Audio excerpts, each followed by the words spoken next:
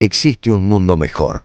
Quédate a disfrutarlo, que juntos somos un montón. Y a este montón que juntos somos, ya saben que si dejamos de estar juntos ya no somos más este montón, le proponemos a partir de este momento nuestro cotidiano pacto de radio. Eve Bonafini decía que cuando lo pensamos un poco, la radio es un asunto que nos funciona en los teatros de la mente. Entonces nosotros pretendemos pactar con ustedes, las y los les oyentes de la M530, una combinación de imaginaciones. Si nosotros les proponemos combinar imaginaciones es porque pensamos que un programa de radio puede ser un poco más que un programa de radio en la manera tradicional, puede convertirse en una experiencia. Ahora que estamos en la era del streaming, gracias a los que nos siguen o nos ven después a través del canal de YouTube de la radio, de la M530, cuando las cosas ingresan por los oídos, en nuestra mente se forma una combustión de elementos. Ya el sonido y los silencios, las canciones y las palabras no son solo eso, sino tal vez un pasaporte a que les pongamos imágenes a sus estímulos. Y cuando eso ocurre, cuando hablando de alguien recordamos su aspecto, su voz, su forma de moverse, incluso su olor y su tacto, tocar, la cosa se convierte en una experiencia de varias dimensiones. La pretensión, escuchar radio con los 5 sentidos y entender los entendidos y los sobreentendidos, porque después de todo es tan banal el asunto de aquello que llaman realidad, está tan teñido de intereses que no son los propios, que a veces nos quieren hacer mirar una realidad para distraernos de lo que está aconteciendo aquí atrás. Nos preocupamos por las hormiguitas peleando mientras por detrás pasan elefantes. Así que si ustedes están preparados, nosotros hacemos esta propuesta de lunes a viernes, de 14 a 16, de enero a diciembre, ponemos comienzo, damos por comenzada la experiencia de hoy. En el marco de la batalla cultural, nada mejor que trabajar sobre las propias agendas y no repetir, aunque sea para rebatir la agenda que, como una zanahoria delante del burro, nos proponen los poderes, los mediáticos y los poderes reales, los poderes económicos.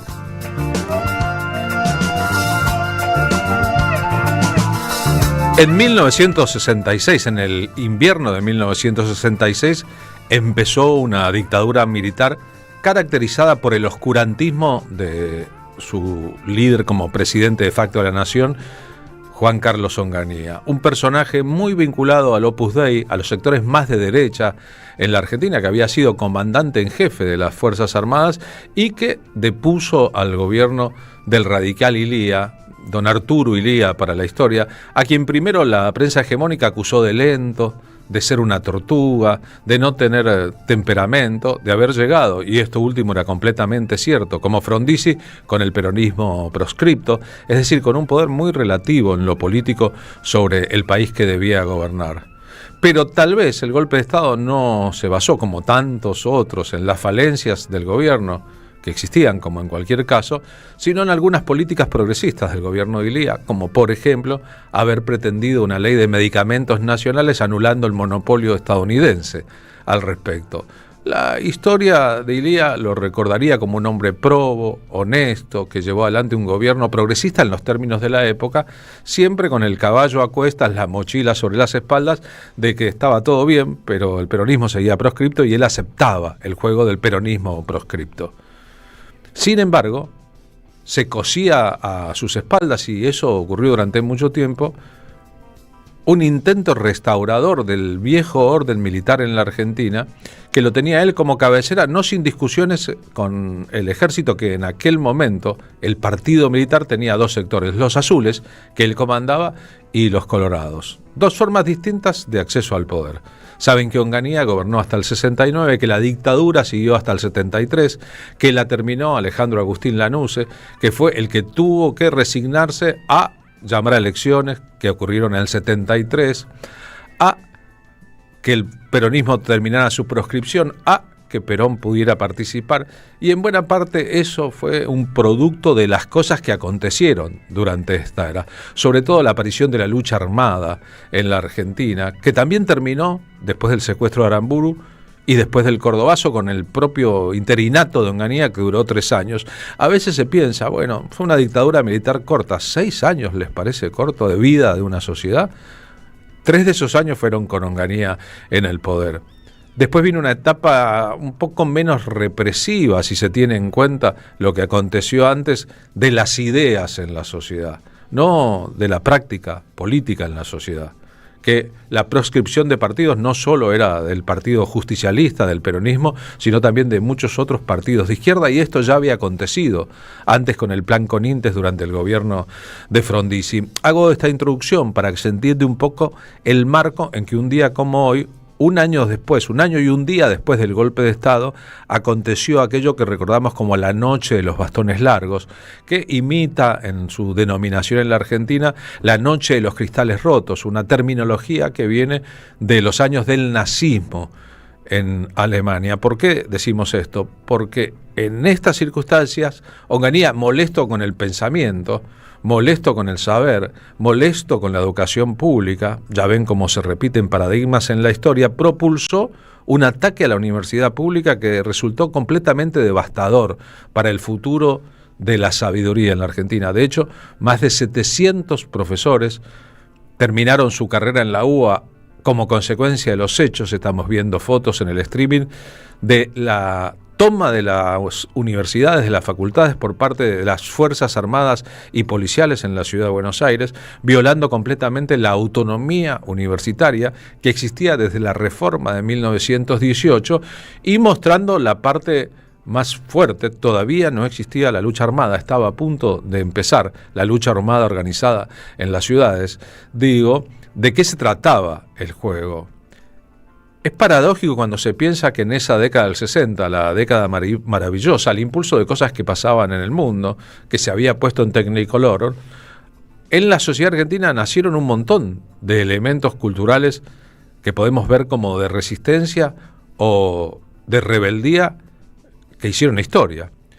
Durante este gobierno, en esta época, empezó el éxito del rock nacional con La Balsa, empezó el apogeo del Instituto Di Tella, se estrenó y fue prohibida por la dictadura la ópera Bomarzo de Ginastera sobre cuento de Mujica Lainez, empezó el apogeo, la época más fuerte de Mafalda, Lelutier empezó a hacer su obra pública, pero la verdad es que también podía ser lo permitido mientras el gobierno disolvía el Consejo Superior Universitario, encarcelaba profesores, originaba una crisis muy grande de algo que era constitutivo de los mejores sueños de la sociedad argentina, tener una universidad pública fuerte, con educación de calidad, que de ahí salieron los premios Nobel en ciencias que ha tenido la Argentina.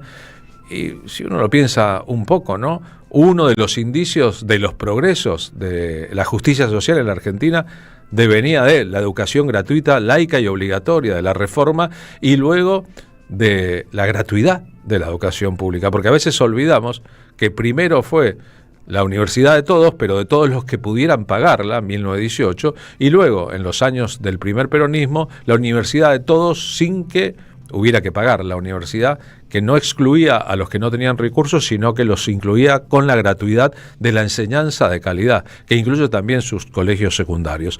Nos metemos en esta época pensando que no es un asunto solamente del pasado, sino para ver cómo los gobiernos dictatoriales y de derecha, como el de Javier Milei, pese a que en su caso obtuvo el triunfo por elecciones, insisten en tópicos que son detectables si uno piensa en toda la historia. Están los que fundaron universidades, confiaron en la educación pública, se dieron cuenta de que el conocimiento es liberador, y están los que en el bastión completamente opuesto hicieron todo lo contrario por hacerle daño a estos conceptos. Primer informe del canal Encuentro, cuando el canal era Encuentro. En la calle, la historia, la noche de los bastones largos. A mediados de 1966, la moral cristiana y conservadora de la Revolución Argentina impregna todos los ámbitos de la vida pública del país. La policía se dedica con esmero a echar a las parejas de las plazas, a clausurar locales nocturnos y a perseguir a los varones con pelo largo y a las chicas con minifalda.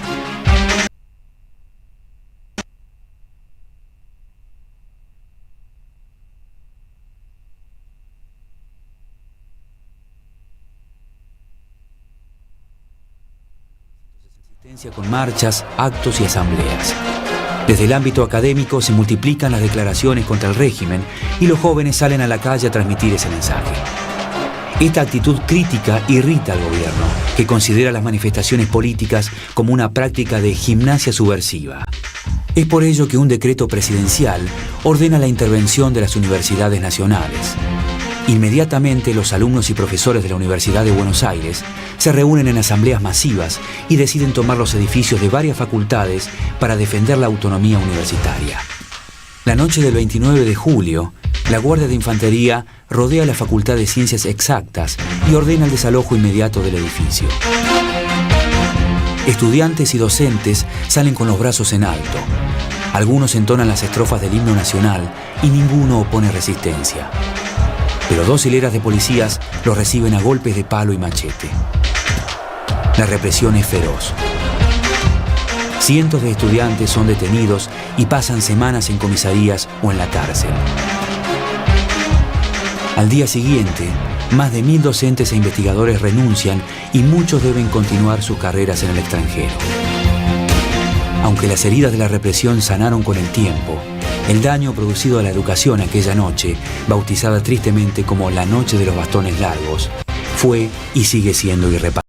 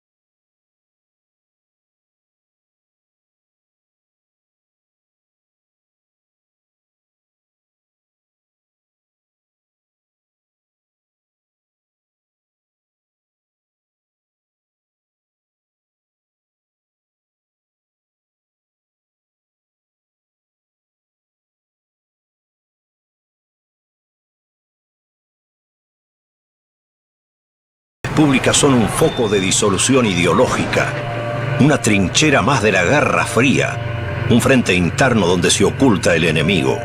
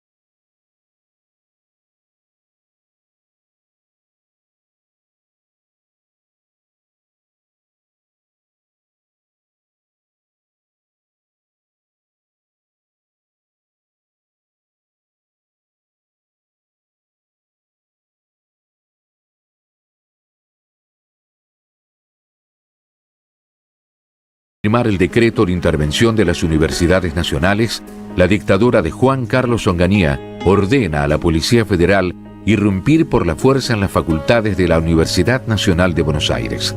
Los efectivos policiales hicieron pasar por una doble fila y golpearon salvajemente con bastones a las autoridades universitarias, estudiantes, profesores y graduados que se encontraban protestando por la supresión de la autonomía universitaria.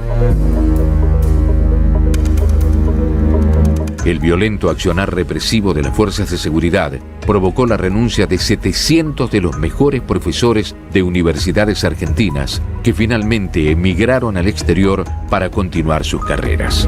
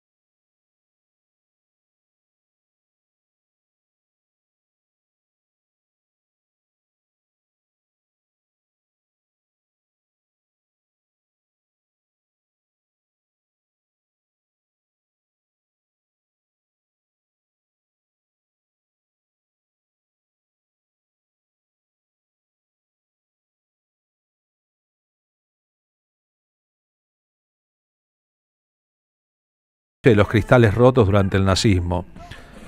El gobierno decía, no, son solo 150 detenidos, 50 lesionados, había activistas adentro. En realidad, lo que lograron fue el éxodo de 700 profesores y un miedo que quedó adentro de las universidades. Onganía, en una entrevista en el año 1994, diciendo que estos asuntos, las críticas por estos asuntos, bueno, son cosas de los subversivos de siempre. Bastones largos, otra vez el derrocamiento de Iglia, que ya la historia lo ha juzgado, a un hombre que se ha decidido a hacer un esfuerzo político. No, esto no, porque esto se repite en todos los que han venido aquí y los que han ido por allá, todos repiten los bastones largos y el derrocamiento de Iglia. O sea, lo que pasa es que es historia, ya es historia en 30 años. Y se mira atrás y se puede juzgar también. Pensemos en cosas que ya tendrían que comenzar la historia a elaborar, otras. Pensemos en la subversión. Fíjese cuánto más cerca está la subversión que los bastones largos. Piense usted, por ejemplo, en la guerra de las Malvinas, que hemos actuado tan corajudamente, que fuimos nacionales. Y ahí el ejército se ha olvidado, el gobierno se ha olvidado de esos hechos tan trascendentes, que podrían haber sido esferozadores del pueblo. ¿Ustedes esperan del fascismo alguna autocrítica de los militares golpistas?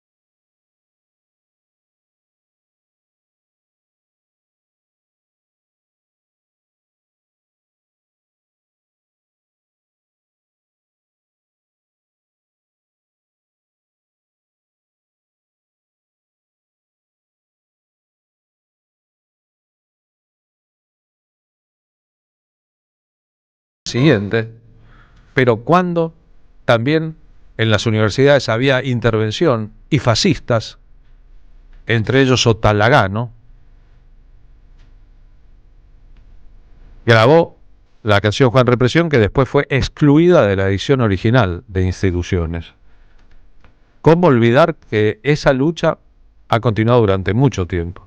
¿Cómo olvidar que durante los años también del gobierno autopercibido como progresista de la Alianza, un ministro que todavía sigue en actividad política recortó el presupuesto universitario? ¿Cómo olvidar que este gobierno de Javier Milei, desde que asumió, tiene a la universidad contra las cuerdas, despresupuestándola y acusando a los que las manejan de lo que siempre acusan, de mal manejo de fondos?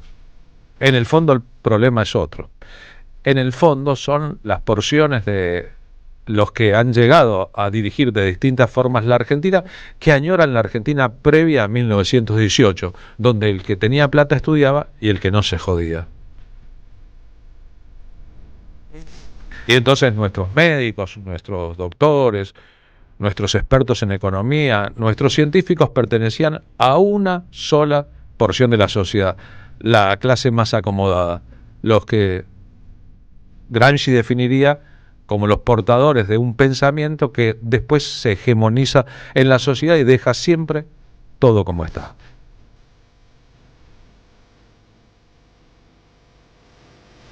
El orden restaurador del gobierno de Javier Milei se nota muchísimo en todos los aspectos. En este es central que podamos percibirlo así.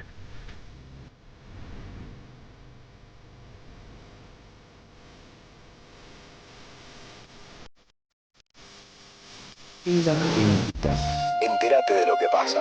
AM530. Somos redes. Somos radio.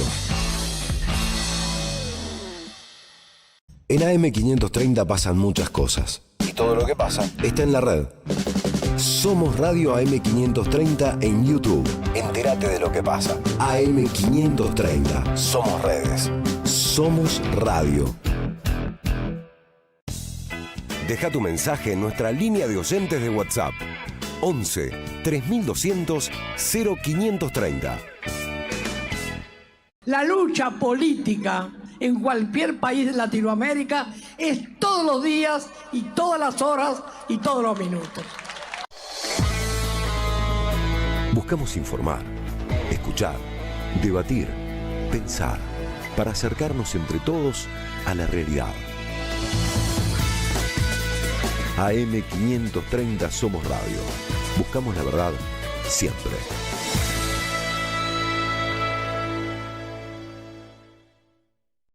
¿Sabés qué le falta a tu carpeta de favoritos? AM530somosradio.com. El nuevo portal de AM530, con un menú diferente en la agenda informativa de la Argentina. Noticias, información exclusiva, análisis de lo que pasa aquí. Carlos Polimeni en la tarde de la radio de las Madres de Plaza de Mayo.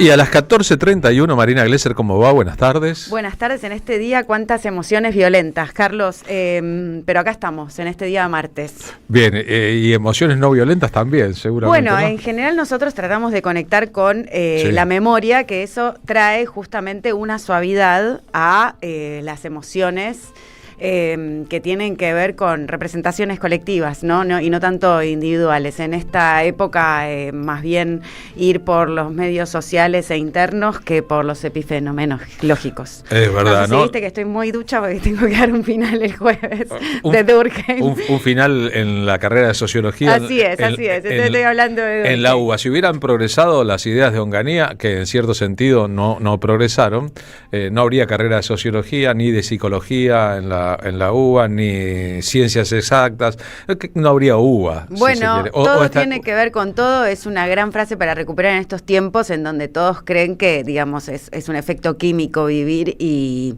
no es momentáneo, ¿no? Es una construcción ancestral, te diría, en donde uno trae cierta información genética y después, como vos bien dijiste, sociológicamente y psicológicamente va componiendo ser una parte de un todo, no un ser individual. Y muchas cosas de las que disfrutamos tomamos la escuela y la universidad pública, por ejemplo, las primarias, las secundarias y las facultades son producto de luchas muy largas de mucha gente, como ocurre con casi todas las conquistas de la justicia social, producto de lucha. Es decir, los que recibimos ese beneficio sin haber luchado sabemos que deberíamos saber que hay otros que lucharon mucho por eso. Y entonces cuando llegue nuestra hora de luchar, entender que la lucha es una sola, es permanente y que no hay que quedarse sentados sobre los laureles o mirando cómo pasan por la calle los que luchan, criticándolos o mirándolos de reojo, porque luchan por todos. Cuando se consiguen las cosas, pensamos en el aguinaldo, lo cobramos todos. Así es. Los que estamos en blanco, los que están en blanco.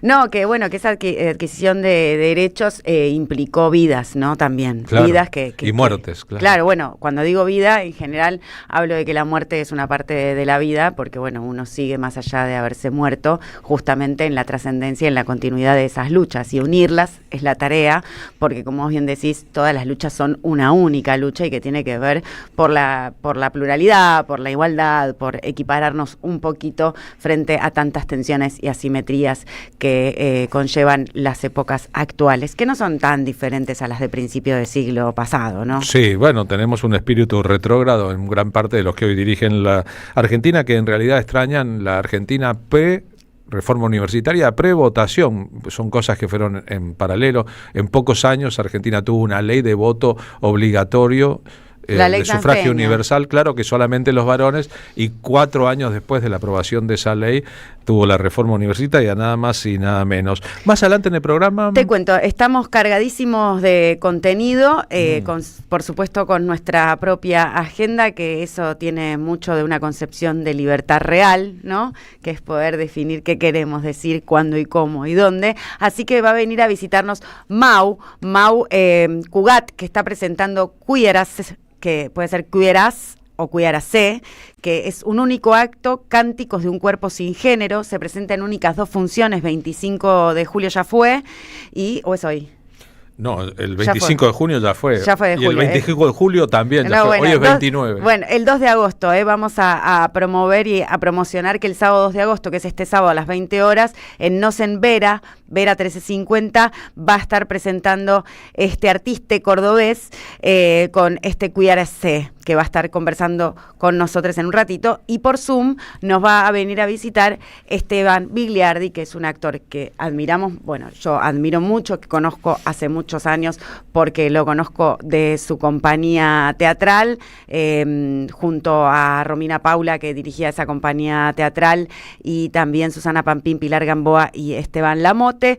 Esteban Bigliardi hizo algunas películas muy buenas argentinas, Los Delincuentes, gran película que recomiendo, La Sociedad de la Nieve, Muere Monstruo Muere, La Cordillera, La Práctica, La Flor, Villegas y Más el Top, entre otras, todas grandes películas con grandes interpretaciones del mismísimo Esteban Bigliardi, pero ahora se está ganando popularidad porque en División Palermo, segunda temporada, no sé, Carlos, si pudiste ver la primera. Sí, no, la vi las 2. Si viste las 2 temporadas, es una gran creación de Santiago. Para mí se llama Claudio Navarro ahora. Bueno, claro, de Santiago Koroski, realmente agrupa en División Palermo una gran cantidad de talentos y de brillanteces y de inteligencias. Podemos conversar sobre el humor actual y sobre qué nos reímos y de qué nos reímos y si uno se puede reír de todo, pero en División Palermo 2, como vos bien decís, Esteban Bigliardi interpreta a un político llamado Claudio Navarro, y para mí está descollante en la serie y realmente es un personaje que trasciende la pantalla. Así que vamos a estar conversando con Esteban Bigliardi, actor argentino, sobre esta nueva creación de este personaje en División Palermo, segunda temporada. Es un humor que da miedo, no quiero spoilear los contenidos, pero el político corrupto y sadomasoquista, aquel que ve mucho más la repercusión en las redes sociales que la realidad que lo rodea, aquel que participa de actividades non santas, va a ser jefe de gobierno de la Ciudad de Buenos Aires, así de corta. Bueno, pero él en su perfil, que promocionaba la serie estos días, decía cualquier coincidencia, cualquier parecido con la realidad es mera coincidencia. Me parece un buen salvoconducto para por lo menos quedarse protegido frente a cuánto la ficción supera, cuánta la realidad supera a veces la ficción, y ¿no? cómo la interpretamos a partir de la realidad a esa ficción que ya estaba, pero la realidad se ha puesto sadomasoquista. Vamos a entrevistar también a lo largo largo del programa, al director de La Crisis causó 2 nuevas muertes, segunda parte. Uno de los 2 directores es Patricio Escobar, el otro es Damián Firbar. ¿Recuerdan la película anterior que toma como título el título del diario Clarín al día siguiente del asesinato de Estado de Costecchi y Santillán? Clarín tituló que la crisis había causado 2 nuevas muertes. No era la crisis, era la represión del Estado, eran órdenes específicas, no fue ni siquiera un accidente, fue un incidente que terminó en 2 muertes porque alguien dio órdenes.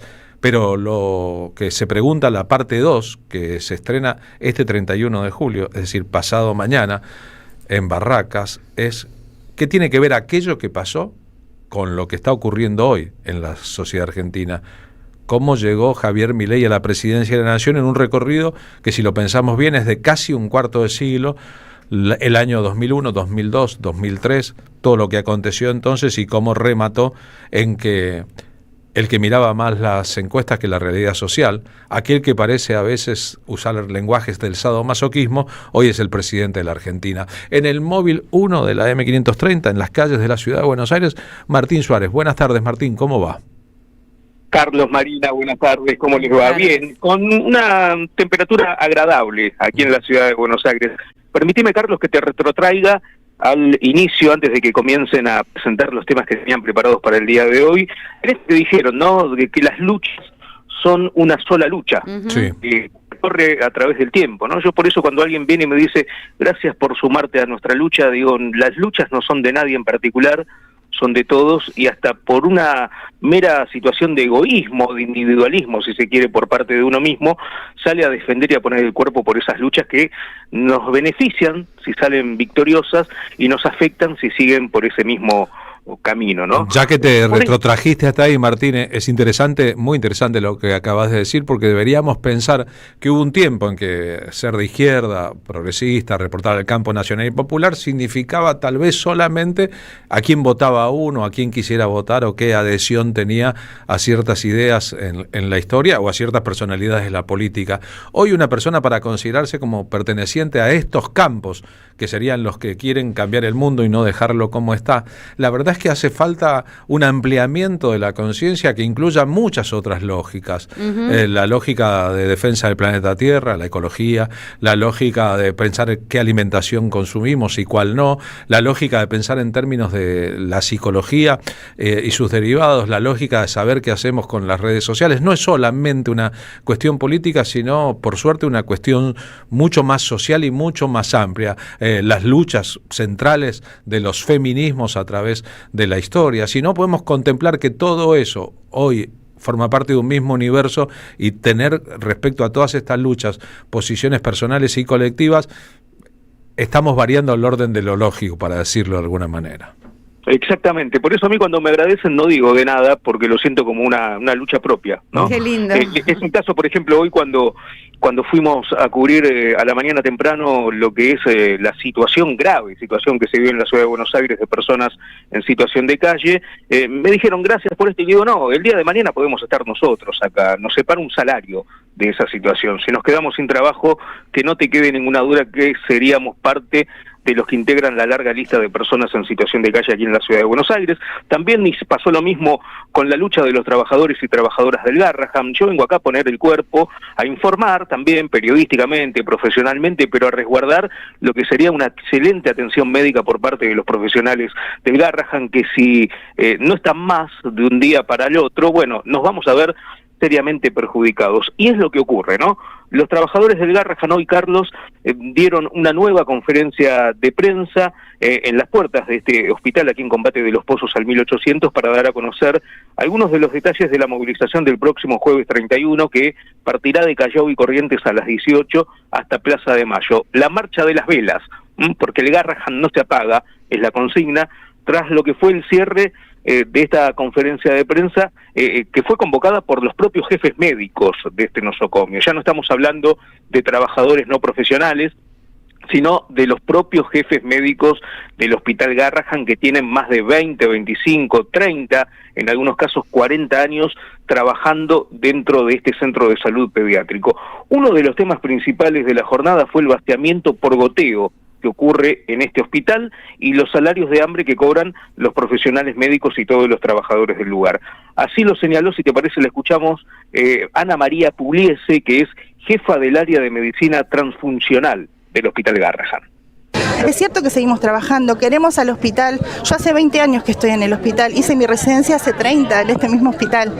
Tengo mucha formación, o sea, hice 4 especialidades para llegar donde estoy hoy en día y hoy por hoy veo que la gente se va. Entonces, para todos nosotros que hace tantos años que estamos en el hospital, realmente es triste, es sentir que no podemos hacer nada. Por eso es que muchos de acá, los jefes de servicio, lo que hacemos cada día es tratar de que de alguna manera alguien nos escuche, que desde el gobierno se entienda que el salario es crítico, que está bien, que la economía tiene que mejorar, que nosotros tenemos que tener en cuenta todo esto. Todos queremos que el país salga adelante, pero hay que cuidar la salud de la gente, incluida la de los profesionales que cuidan a la gente. El equipo de salud hoy está sufriendo realmente mucho. Hay gente que no puede mandar a sus chicos al colegio, que no llega a fin de mes, y eso es muy triste.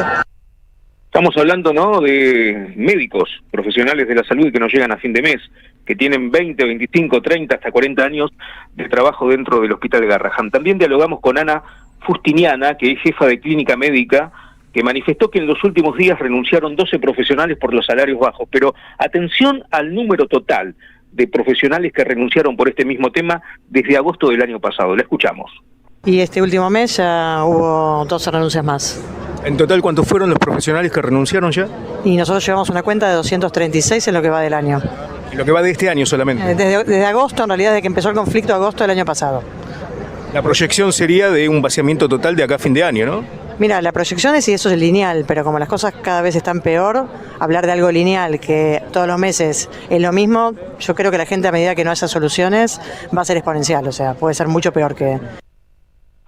Escalofriante, ¿no? El dato: 236 profesionales médicos renunciaron en agosto, desde agosto del año pasado a julio, finales de julio de este año. Solamente en este mes 12 profesionales de la salud renunciaron por los bajos salarios, que se van obviamente a la parte privada de la salud, porque tienen mejores salarios. Bueno, una situación realmente preocupante en el Hospital Garrahan, que empeora día a día, que es exponencial, ya ni logarítmica, es exponencial, y que no saben qué es lo que van a hacer los próximos meses todos los que trabajan en este centro de salud pediátrico, Carlos. Gracias, Martín. Parte del plan de destrucción del gobierno de Javier Milei. Abrazo para vos. Otro para vos, hasta luego. Todos sabemos al respecto que cuando una persona egresa a la universidad pública y va a ingresar al campo laboral, debe tomar decisiones sobre cuál será su campo laboral.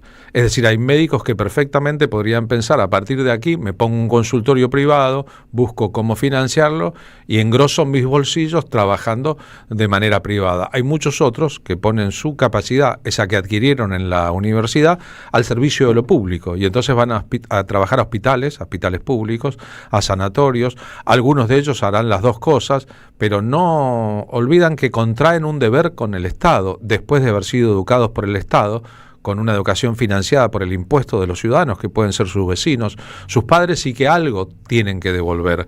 Por eso los atentados contra la educación pública no son solo contra aquellos que están cursando la educación pública y sus familias, sino contra un modelo de sociedad.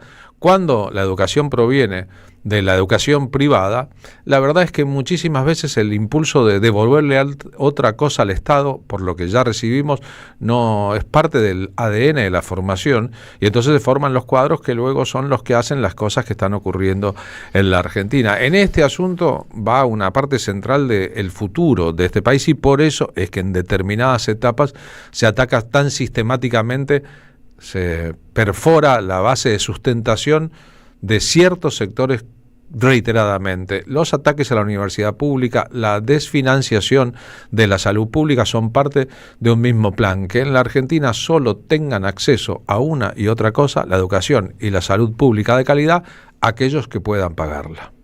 Auspician La Tarde con Carlos Polimeni. El destino de tus vacaciones está en Turismo Cabal. Viví los momentos que querés, con viajes armados a tu medida, con las mejores ofertas y los paquetes que buscas, con más de 35 años de experiencia. Entra en www.turismocabal.com.ar y encontrá las vacaciones que necesitas. Turismo Cabal, seguridad en viajes. Destinada a la cartera de consumo. Más información en www.turismocabal.tour.ar.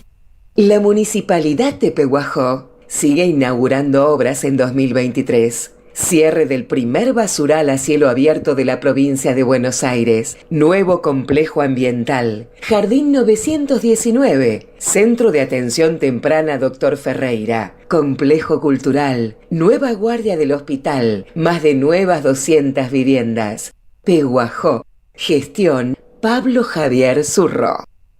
Vacaciones en el ND. Este invierno vení a divertirte y desenchufarte. Música, circo y teatro para toda la familia. Coufequín, desenchufados en banda. Fanfarria ambulante desde Santa Fe. Caray Circo, la biblioteca perdida. No te lo podés perder. Super vacaciones en el ND. Entradas disponibles en PlateaNet o por boletería del teatro. En AM530 pasan muchas cosas. Y todo lo que pasa está en la red. Somos Radio AM530 en Facebook. Entérate de lo que pasa. AM530. Somos redes. Somos radio.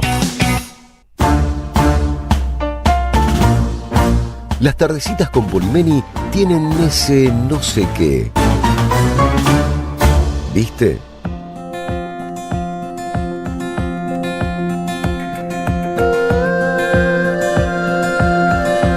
¿Es posible que el título más canalla de la historia del periodismo en la Argentina haya sido La crisis causó 2 nuevas muertes después de la tragedia de Avellaneda, el asesinato de Estado de Costecchi y Santillán?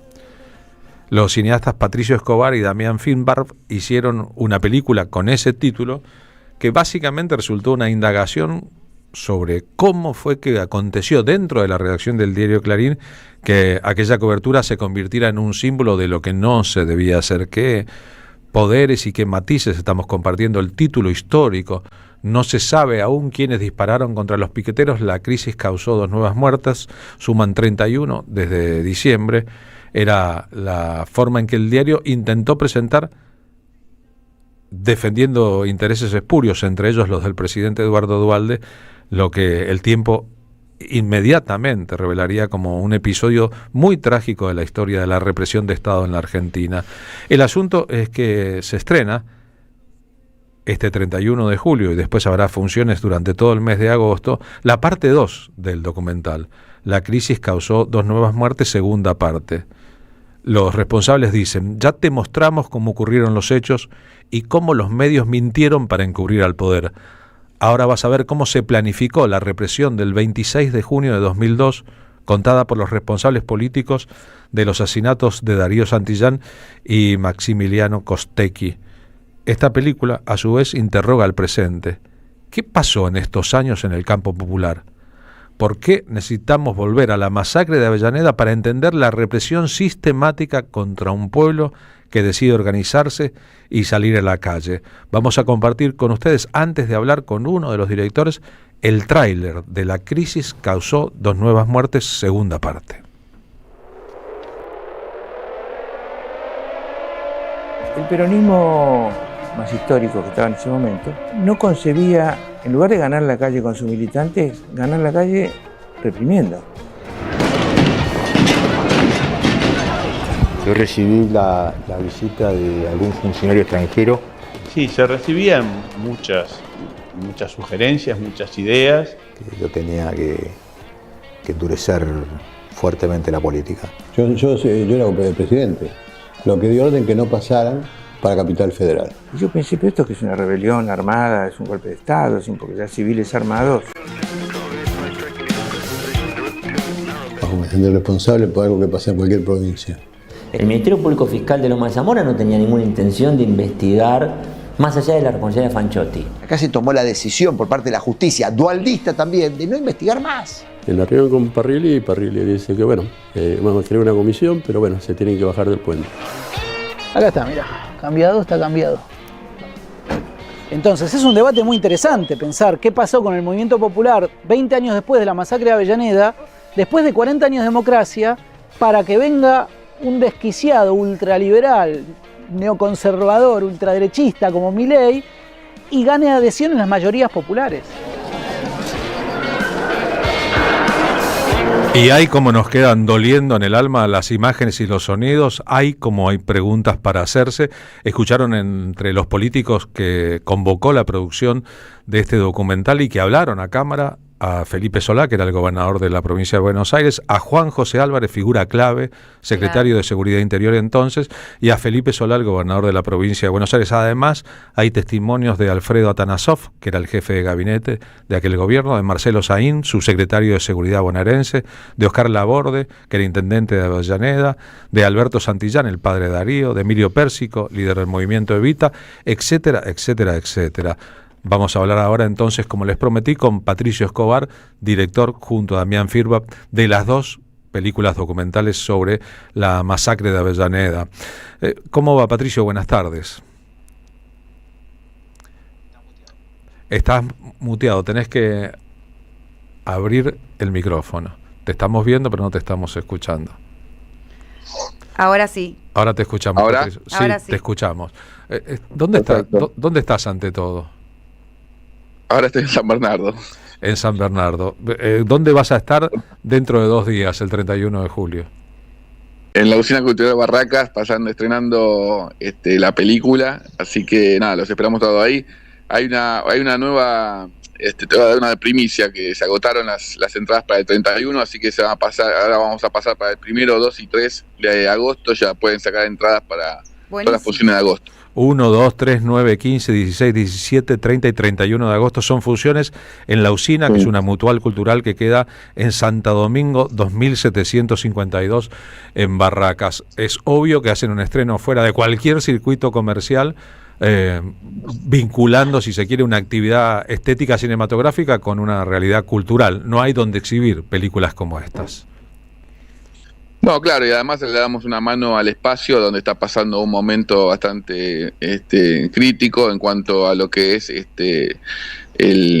con el Ministerio de Cultura de Ciudad y las políticas que está llevando adelante, donde está recortándole los sueldos a los compañeros, a los trabajadores, están sacando talleres, bueno, nada, es una problemática que se encuentra en el espacio y que nosotros tratamos de ayudar con la película. Bien, ¿por qué hacen lo que hacen? Vos y el codirector Damián Firba llevan más de 20 años investigando cinematográficamente, hay que decirlo, aquella masacre de 2002.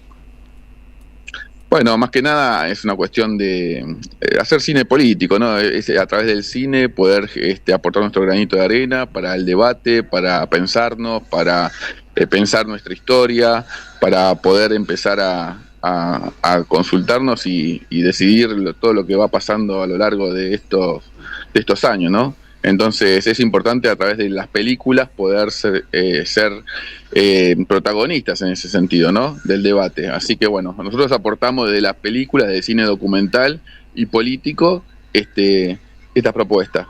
¿Te acordás cómo nos conocimos, vos y yo? Sí, en la calle, en Avenida Corrientes, estábamos por estrenar la primera hace 19 años. Wow. Y ahí te di, creo que un CD, cuando recién empezaban los CD, creo que te di un CD para que me hagas una crítica en la radio. Es verdad, yo estaba en un kiosco mirando unas revistas. Exactamente, sí, bueno, así nos vemos nosotros, ¿no? O sea, a través de sí.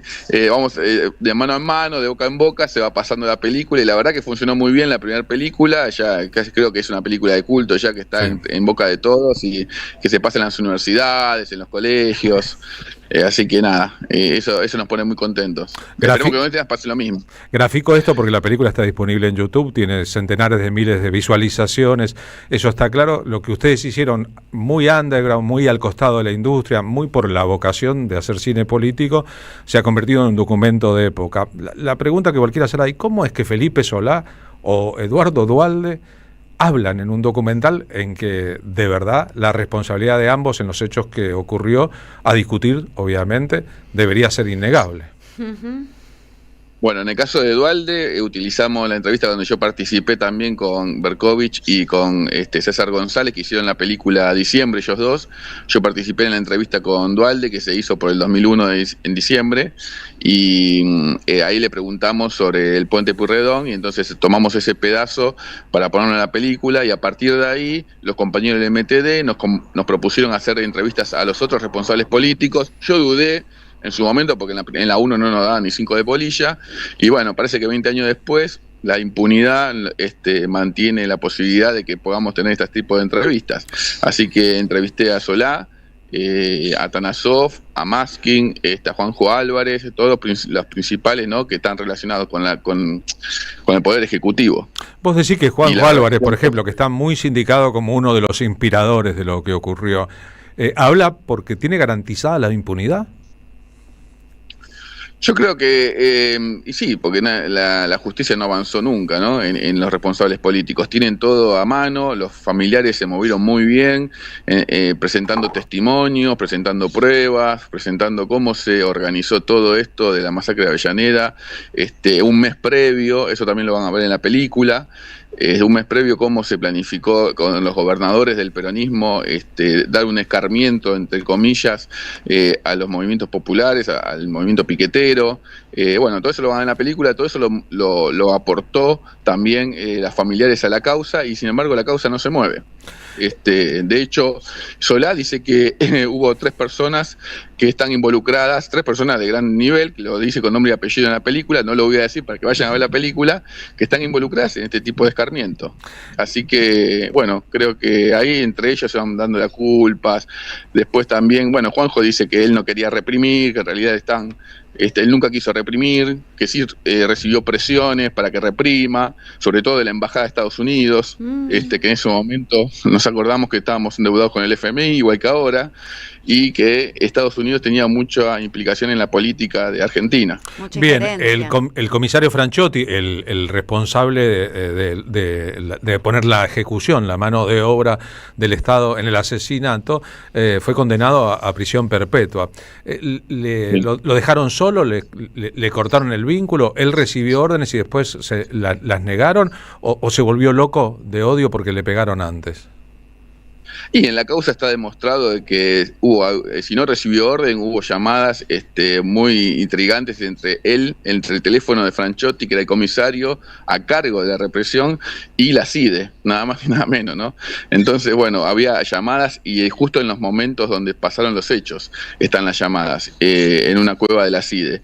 Entonces, ahí está la relación también con cómo el Estado funciona en base a las represiones cuando hay que reprimir con bala de plomo, ¿no? Entonces yo creo que tenían una cierta impunidad, creían que esto le iba a salir bien, tenían todo planificado, tenían a los medios de comunicación masivos a su favor, por eso publican como publican la noticia, tenían un plan judicial de abrir una causa en contra, de sedición, en contra de los cabecillas, digamos, o los dirigentes del movimiento piquetero, que lo hizo Banossi. Tenían, Maskin al día siguiente sale a decir que fue una intención de golpe de Estado. También, qué casualidad con los golpes de Estado, ¿no?, que se dicen cuando hay marchas en las calles hoy también, ¿no? Entonces, bueno, todo eso tenían planificado. Le salió mal por las fotos, porque la gente no se la comió esa vez y salió a la calle. Le salió mal porque hubo mucho trabajo de periodistas independientes y de algunos profesionales como Pepe Mateos de Clarín, a quien no le publicaron las fotos de esa cobertura en aquel día de la crisis causó 2 nuevas muertes, que permitieron con documentos gráficos, como es esta película, pero en aquel caso eran fotos, mostrar lo que realmente había pasado, además de las filmaciones de aquellos que de una u otra manera habían ido por su propia vocación y no porque tuvieron un medio detrás a ver qué pasaba, a cubrir los hechos. Exactamente, yo creo que eso fue fundamental, y que hayan hecho el laburo de periodista que hay que hacer, ¿no? Estar ahí en los hechos y demostrarlo. El tema fue que los jerarcas de arriba no publicaron lo que tenían que publicar y lo que le decían ellos que estuvieron en la calle. Salvo el diario Página 12, ¿no?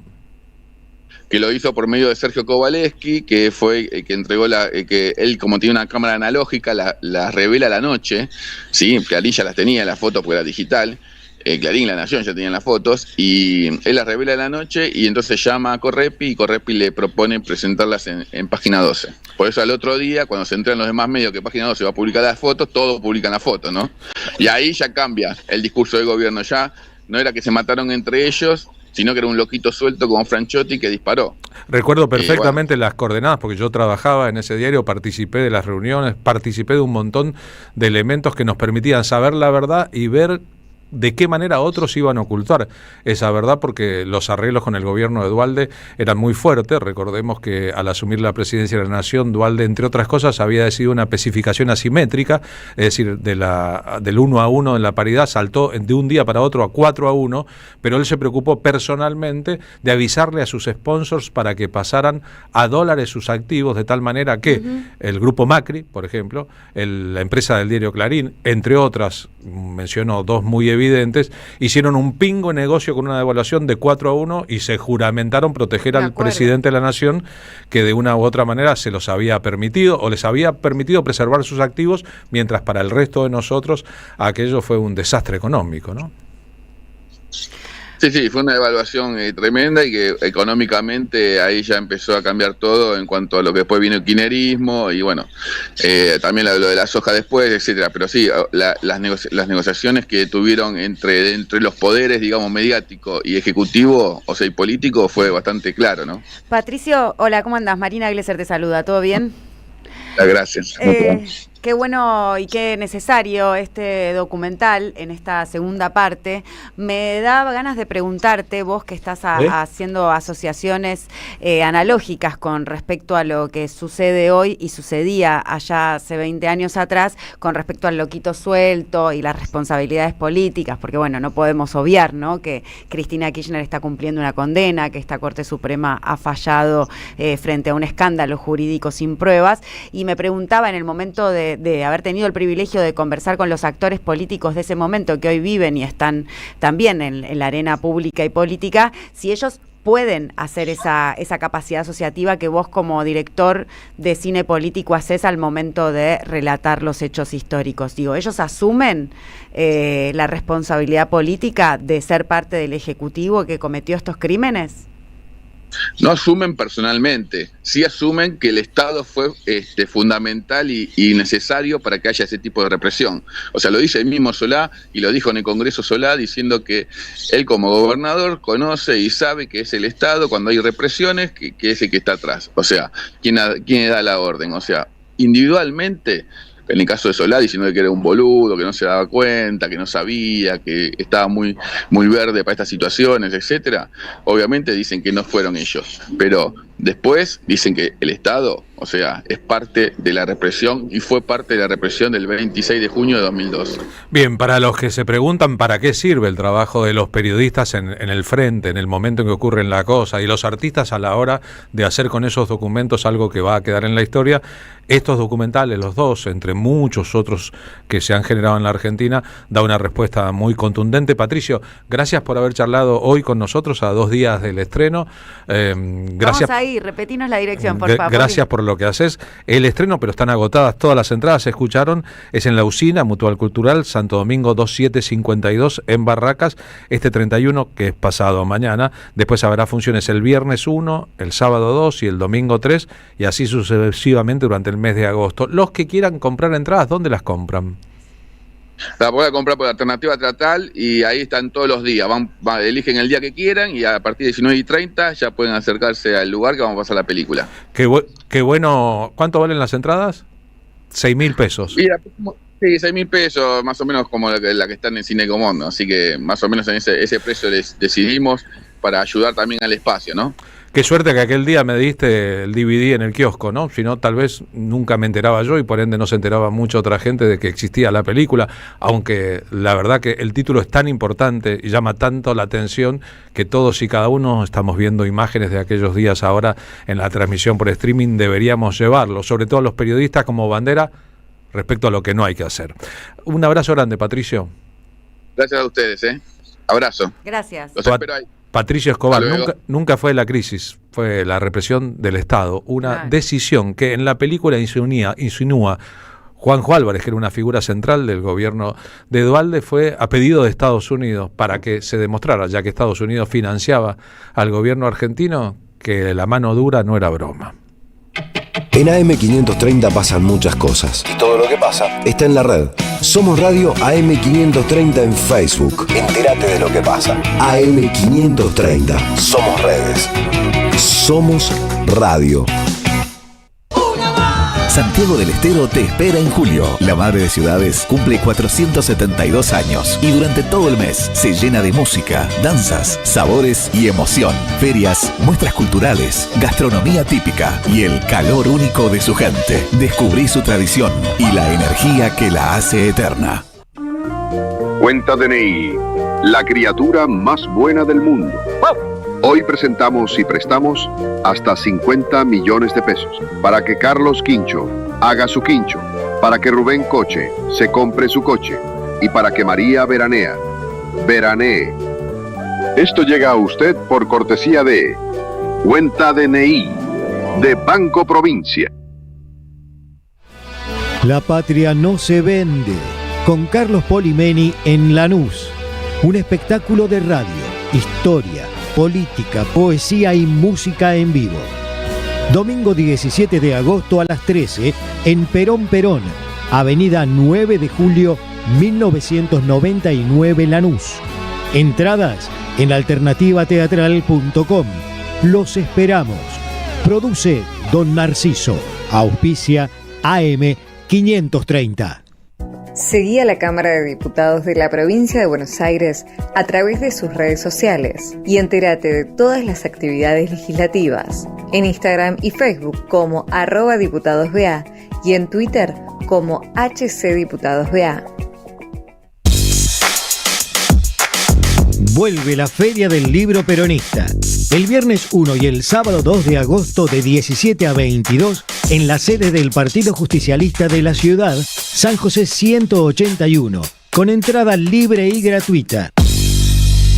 Feria del Libro Peronista. El libro como vehículo de ideas y debates.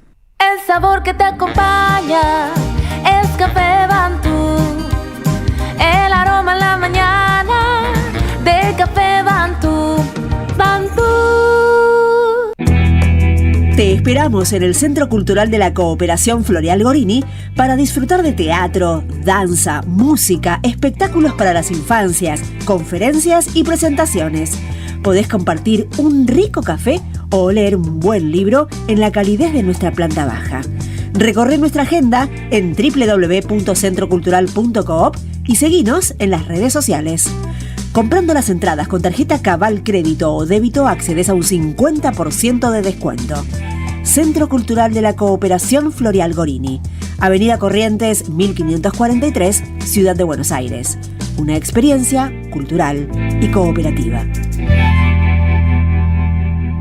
Somos Radio. AM530. La tarde de la radio es con Carlos Polimeni. AM530. Somos Radio.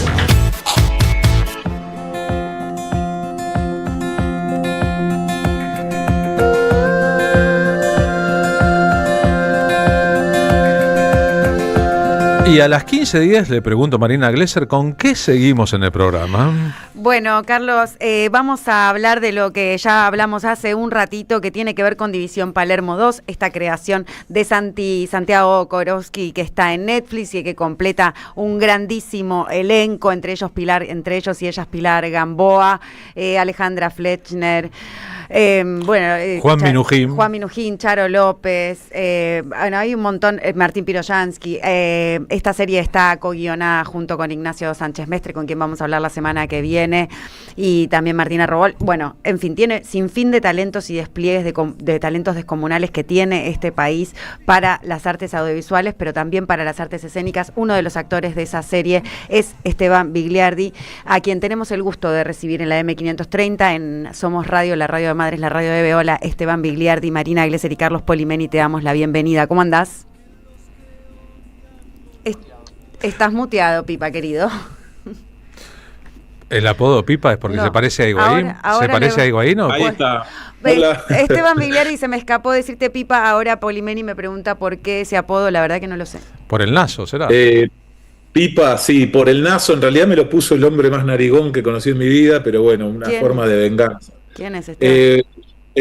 Un trabajo que tuve en un restaurante donde conocí a La Mote antes de que fuéramos actores y ahí uno de nuestros compañeros me apodó así, Pipa. Entonces, un grupo de gente a través de Esteban, entre vos, Marina, me llaman Pipa. Un parecido con Higuaín, por ejemplo, tal vez, ¿no? Exactamente, sí. A mí me parecía gracioso. Conté hace un ratito al principio del programa que te conocí entre esas tablas que alguna vez, ahora que trajiste a La Mote a colación, dijo como que era una especie de ratas, ¿no? Que actuaban en el teatro independiente, porque bueno, formás parte de una compañía teatral y esto también lo dije, junto a Susana Pampín, Esteban Lamote y Romina Paula y Pilar Gamboa, ¿verdad? Sí, tenemos un grupo que tenemos desde hace ya creo que 15 años o más, 20 años, hace 20 años, la Compañía del Silencio, y ahora el año pasado estrenamos nuestra 4ª obra, cada 5 años hacemos una obra. Bueno, quiero recomendarle a la audiencia teatrera que tenemos en la tarde con Carlos Polimeni que vayan a ver las obras de Romina Paula y de esta Compañía del Silencio, porque las he visto todas, creo que la última no, pero son muy buenas. Y bueno, ahora con División Palermo le debe estar pasando, ¿no? A Esteban, que tiene más público que lo conoce que nunca en la vida. No sé. ¿Cómo es la popularidad de este Claudio Navarro que te mandaste en División Palermo 2, Esteban Vigliardi? Y ahí me llegan mensajes, sí, la verdad que contento porque, viste, cuando haces algo, después pasa un montón de tiempo hasta que sale a la luz y casi que no te olvidás, pero, viste, avanzás con otros proyectos y tu vida, todo, y de golpe viene el estreno y es como un refresh ahí de lo que fue el rodaje, que fue alucinante, y también participar de un proyecto así, y bueno, que ahora la gente te reconozca o les guste el trabajo, no sé, me da mucha alegría. Bueno, yo como compañera y ahora que te estoy entrevistando puedo decirle a la gente que te está escuchando que para mí tenés un gran talento como actor y que también sos un gran compañero y que eso se devela y queda demostrado en esta interpretación de Claudio Navarro que haces en División Palermo, pero un poco a vos quería preguntarte cómo fue también esto de que siempre te sentís agradecido en los proyectos en los que sos convocado, pero te ha tocado trabajar en películas también todas de una gran calidad artística, ¿no? Nombraba un poco Muere, Monstruo, Muere, La Cordillera, La Práctica, La Flor, Villegas, Más el Top. ¿Siempre elegís o un poco lo que toca, la suerte es loca? Por suerte creo que no tengo la oportunidad de elegir, pero digo por suerte porque generalmente me llaman para cosas que me interesan. No sé, como que se me acerca, no sé cómo funciona eso, pero como que atraigo cosas que me terminan interesando y totalmente distintas, ¿no? Sé, desde La Sociedad de la Nieve, que es un drama tremendo, a una comedia o a un tono de comedia como el de División Palermo, pero son todos proyectos que por motivos parecidos o distintos me parece alucinante poder acompañar al director y a la gente que creó o que ideó esos proyectos en ayudarlos a llevarlo a cabo. Y el de División Palermo, ya la primera temporada, desde todo punto de vista, digo, como comedia pura y dura, me pareció genial. Y después tiene algo que trasciende también la ficción y que trasciende también el trabajo nuestro, que es haberle dado lugar a un montón de actores y actrices que generalmente no tienen las oportunidades que tenemos nosotros, hacerlos muy felices, poderles darle un espacio para que se expresen, porque son grandes artistas, la alegría que generó en las familias de los chicos y chicas que participaron en la serie, no sé, me parece como, aparte del éxito comercial, el éxito artístico de la serie, me parece que hay algo humano ahí de Santiago y todo su equipo que me parece, no sé, es conmovedor.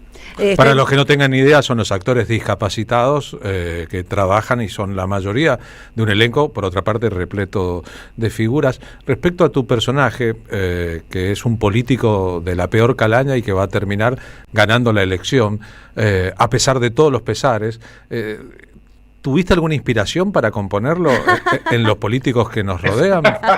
¿Vos qué crees, Carlos? Yo creo que sí, pero es jugada tu interpretación, lo que te piden es jugado y vos jugás ese juego, los del sadomasoquismo, el consumo de sustancias prohibidas, etcétera, etcétera, etcétera, el placer por los golpes en las nalgas, todo eso, bueno, como un rol estelar actuándolo, pero supongo que pensando en algún estereotipo que nos circunde, ¿no? Sí, creo que claramente estamos rodeados digo, si hay algo que siempre es exitoso es la parodia del político y de algunos políticos, no de todos los políticos, claramente, como la historia está, no sé, son, aparte para un actor, un político o político en campaña, o político tránfuga, político vendepatria, son como... son de la gente más atractiva para actuar porque se les nota toda la boligoma, se les nota la mentira. Nosotros estamos todo el tiempo mirando, o qué sé yo, por lo menos yo, a mí me atrae mucho ver los comportamientos de la gente, cuando te das cuenta que algo es real, cuando alguien está fingiendo una emoción, cuando alguien se mete en una villa y acaricia a alguien y después se limpia la mano. Aunque no le veas limpiándose la mano, te das cuenta que lo está haciendo para la cámara. Bueno, en fin. Entonces las referencias son muchas. Hay alguna en particular que encima después nos terminó dando, no voy a dar nombres, pero nos terminó dando fue gracioso porque fue como un 1984, es el de Orwell. Sí, Rebelión en la Granja, sí. Termina creando una ficción, termina creando una pieza literaria, termina recreando o dándole lugar, inspirando, creando futuro, digamos, porque hoy día el Gran Hermano es algo totalmente orwelliano. Que es, y surge del miedo más profundo de Orwell. Bueno, en este caso, salvando todas las distancias, como nos inspiramos en algún que otro político y meses más tarde, este político lo encontraron en una fiesta, no sé si por Centroamérica, todo encuerado, salió en el diario. Búsquenlo y ya van a saber quién es. Pero sí, era... No queríamos tampoco que sea una parodia de alguno en particular, porque también para mí cuando se está haciendo política, que de alguna manera esta serie es política, en muchos sentidos, también hay que tener cuidado y hay que ser sutil y hay que ser muy creativo y no hay que ser panfletario. Para mí cuando te pones panfletario es cuando pierde poder la ficción, cuando la bajada de línea es muy clara, porque vos, me parece que la inteligencia de Santiago Korosky, el creador, es hacer algo que convenza a los que no están con vos. Es muy fácil que yo diga que... lo que ya todos sabemos y que voy a ser aprobado por todos los de mi camiseta. Pero mi idea cuando estoy haciendo política a través de la ficción o quiero transmitir algo es que a mí también, que me escuchen más, no los que están conmigo, los que ya sé que piensan como yo, sino los que no piensan como yo. Claramente. Y para eso tengo que ser muy creativo, tengo que tener... ahí es el poder del arte, ¿no? Como que no... que se escabulle, que no está mostrando todos los hilos, que se mete de una manera mucho más sutil y que genera conciencia, genera política, genera pensamiento de una manera creativa y que no es panfleto, ¿no? Bajada. Porque el panfleto generalmente la gente agarra y dice, no, a estos zurdos no lo voy a escuchar, a estos... no los voy a escuchar, y en este caso me parece que el gran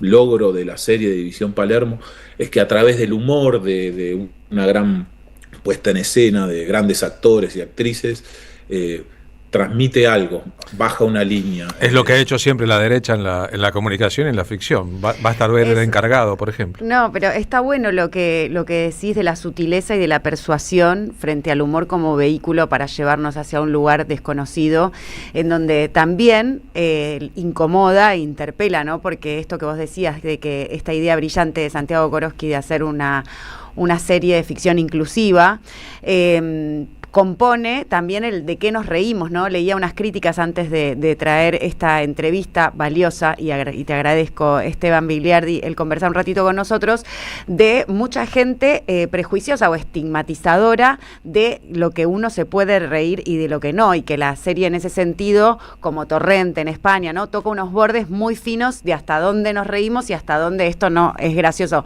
Con ese humor, ¿no? Que cada uno tiene su singularidad y se ríe de las cosas que propiamente le dan gracia.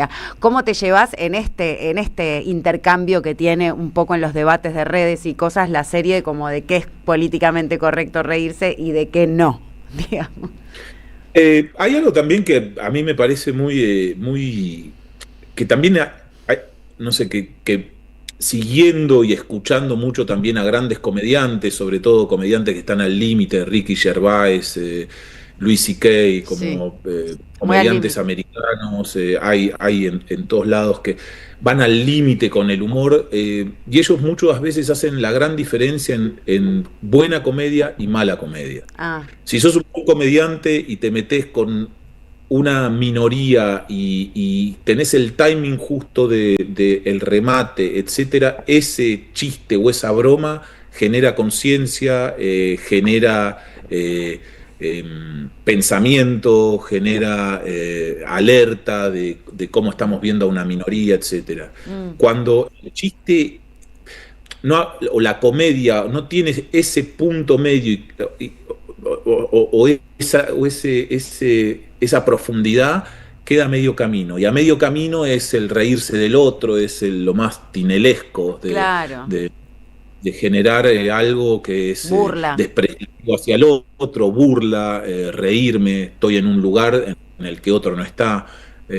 Y en este caso creo que lo ha manejado no sé, con maestría, Santiago.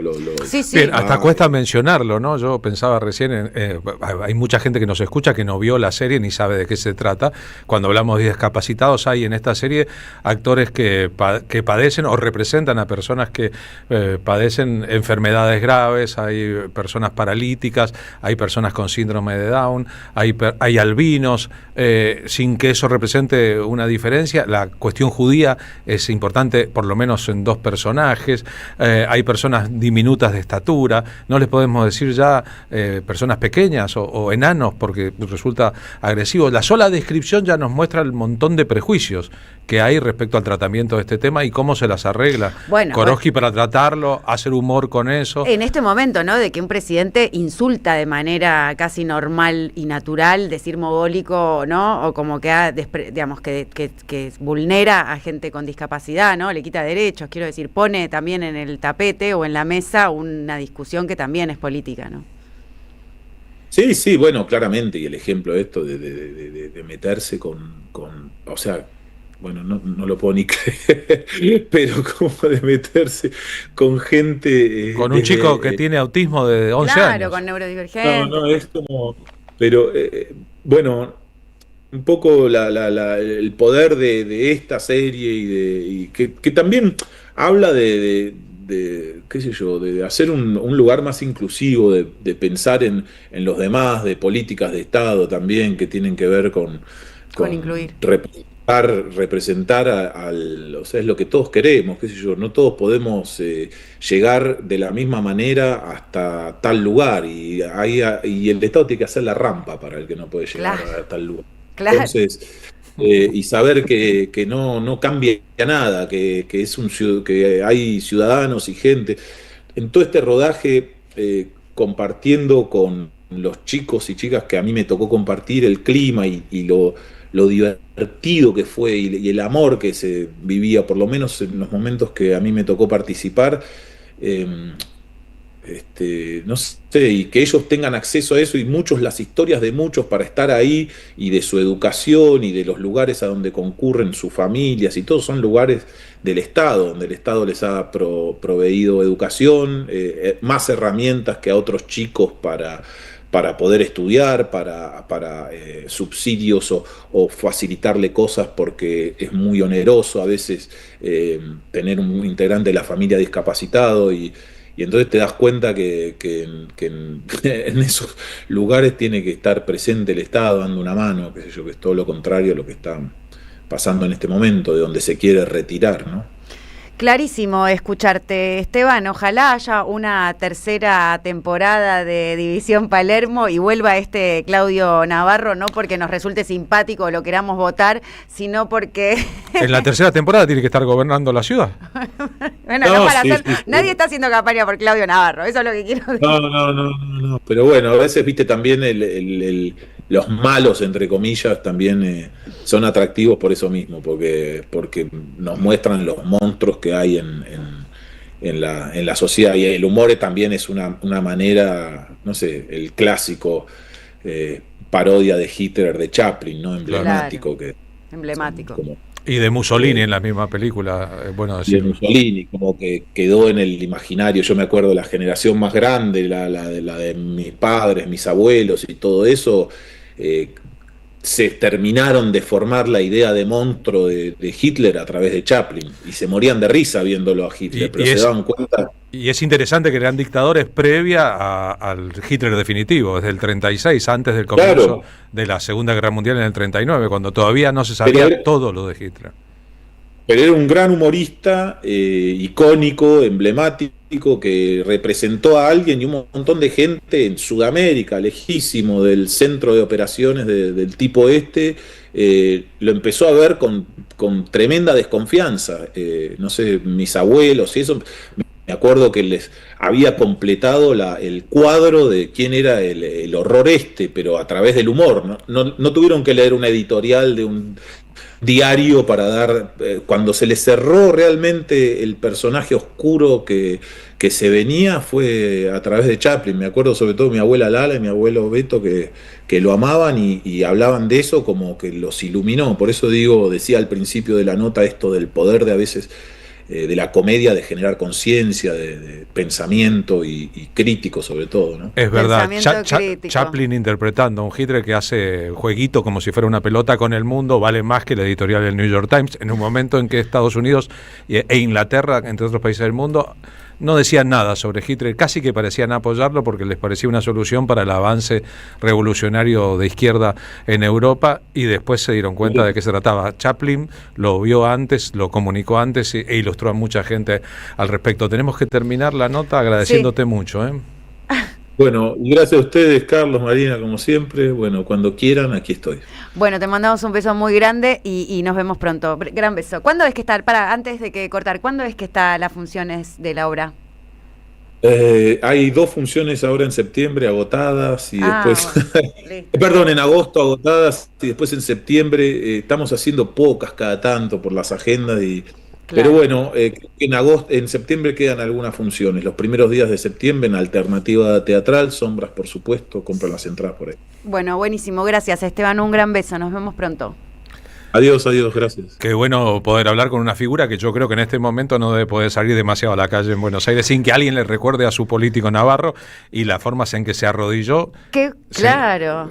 Se dejó y después terminó bien. No, y cómo sus ideas en la construcción de un personaje te vuelven trascendente cuando tienen este grado de profundidad y pensamiento, ¿no? También, porque uno si no va y se disfraza de un político y no sé qué, pero si vos tenés la posibilidad de tener una formación como tiene Esteban Bigliardi, con quien conversamos recién, y podés componer a un Claudio Navarro desde una profundidad, con una síntesis que abraza la realidad y comprendés texto y contexto, realmente trascendés la pantalla y quedará ese personaje en la memoria de todos y todas. Nos dio una pista sobre el inspirador del personaje, lo encontraron en una festichola en Centroamérica con ropa de cuero, pero dijo una cosa tan importante que de verdad el Estado está para hacer la rampa. La utopía es una isla lejana. No llegaremos nunca hasta ahí, pero qué lindo soñar que sí.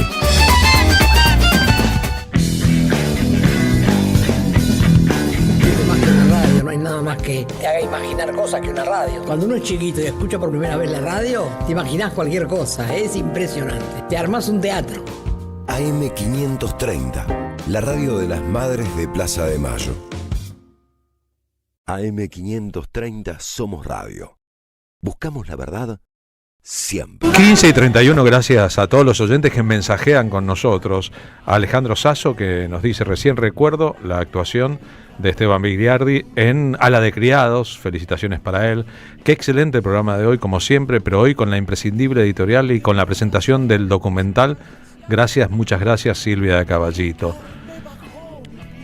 Antes teníamos en los gobiernos funcionarios egresados del Nacional Buenos Aires, del Carlos Pellegrini, de la Universidad Pública.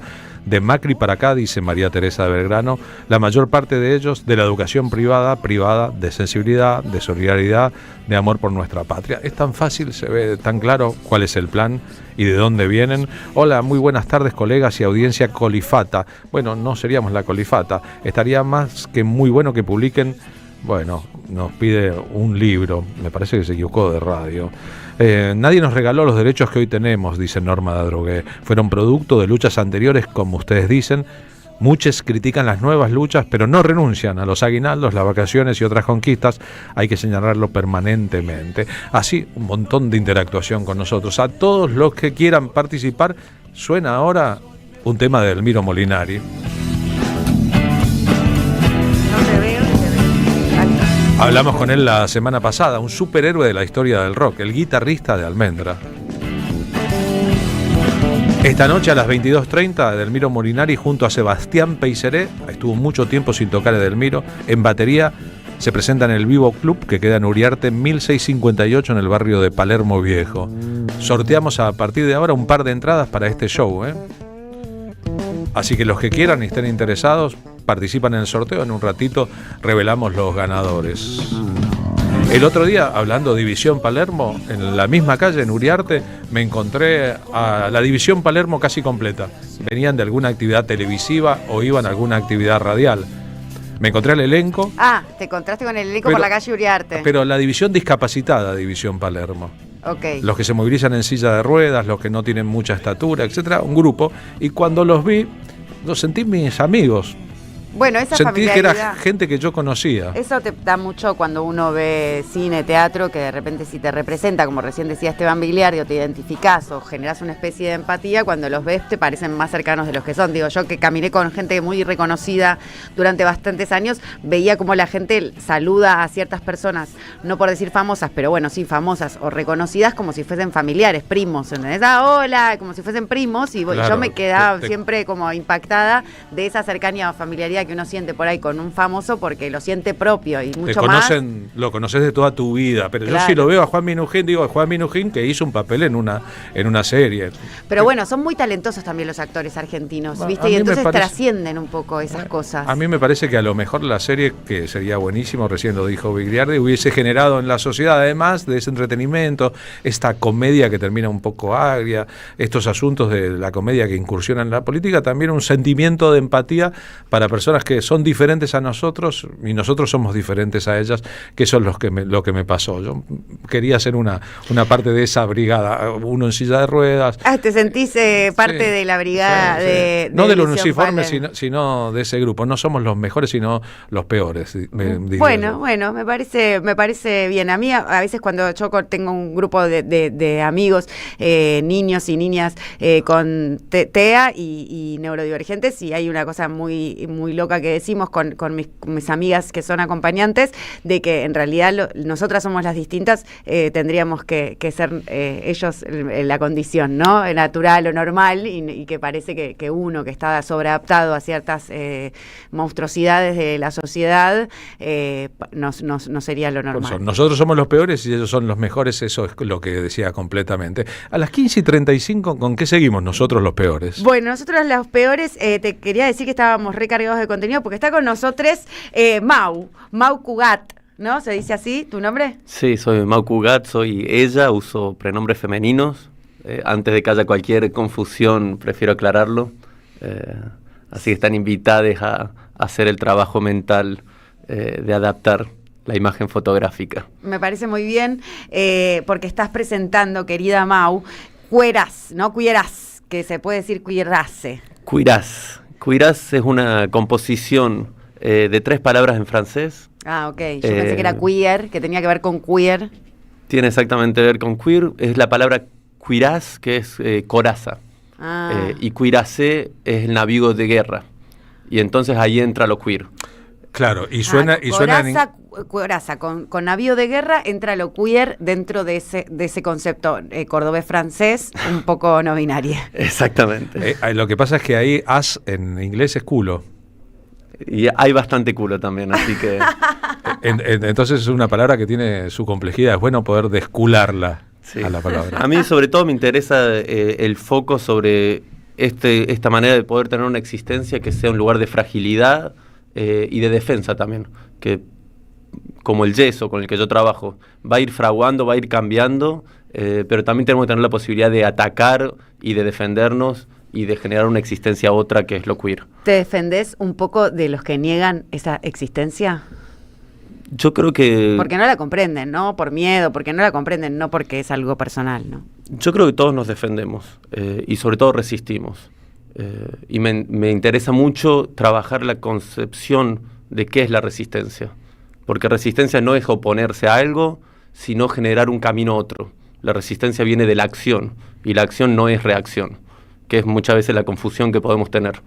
La resistencia francesa, me quedé pensando en eso. El otro día en el Festival de la Derecha en la Argentina, en Córdoba, habló un autopercibido como filósofo que dijo, entre otras cosas, que no existen otra cosa que dos sexos. Sos hombre o sos mujer, que el resto es invento de la agenda progresista. El wokismo. El wokismo. A mí la verdad que me digan despierta me parece un halago más que un insulto. Despierta. Y wok viene de despierta, viene de un movimiento... afro que había en Estados Unidos. Y ellos, para poder, como siempre, toman todas las palabras y les cambian el significado, lo empezaron a usar como un insulto para las nuevas ideas y las personas que buscan deshacer todas las violencias impuestas por la derecha. Sí, lo que naturalizamos como una agenda binaria, digamos, ¿no? Sin perspectiva. De hecho, la película Haz lo correcto de Spike Lee, si la recuerdan, empieza con un locutor de radio un día temprano a la mañana diciendo wake up, levántense, está agitando a la gente a que se levanta en radio. Ese wake up, levántense, despiértense, es el origen de la terminología, del término en rigor, ¿no? Mau, y esto es lindo que decís de resistir, tiene que ver con la acción y no con la reacción, es porque esta ola reaccionaria crees que tiene que ver con una represalia a cierto despertar que se provocó a partir de una ola que vino a reclamar y a reivindicar nuevos derechos y poder vivir de mejor y de buen vivir, ¿no? Sí, yo no diría que se despertó porque nunca se fue. Las opresiones de la derecha siempre estuvieron presentes. Nosotras, las personas disidentes, lo vivimos un poco más quizás que otras realidades, y hoy en día, como tomaron tanta fuerza y las que más nos oponemos somos la disidencia, las izquierdas, ellos se oponen a nuestras luchas para desviar un poco, para desviar la atención. Porque es fácil ponerse en contra de una persona trans, de una persona no binaria, y no asumir que hay gente muriéndose de hambre en el país. Estamos viendo las imágenes de tu espectáculo. Describinos, por favor, para aquellos que escuchan la radio y no están viéndolo en el streaming. Bueno, mi espectáculo, yo trabajo mucho sobre el cuerpo. Es teatro físico. Es teatro físico. Uso la palabra también. Uso 3 lenguajes, que es el movimiento, la palabra y... la creación poética, diría yo. Se ve muy poético.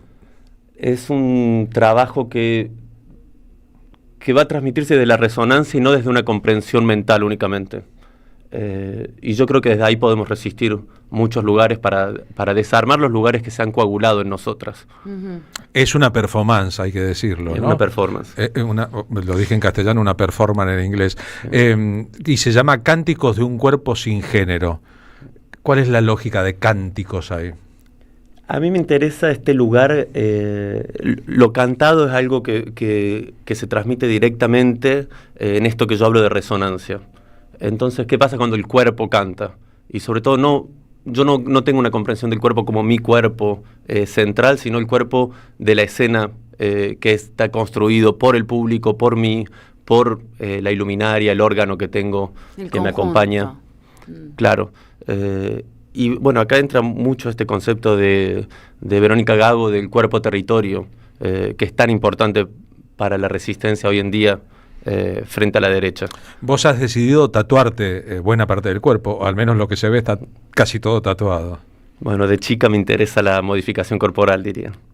Es un adorno. Pero ¿y siempre desde muy chica tuviste estas inquietudes con respecto a lo no binario? O sea, cuando naciste en Córdoba y te fuiste a estudiar a París, supongo, a Francia. Primero me fui a Holanda y después terminé en Toulouse. Ah, en Toulouse. Ay, conozco la ciudad rosa, es preciosa. Es muy linda. O sea, naciste en Córdoba, capital. Sí. Pero te fuiste a formar primero a Holanda, Países Bajos, y después a Toulouse, y ahí estás radicada ahora. Sí.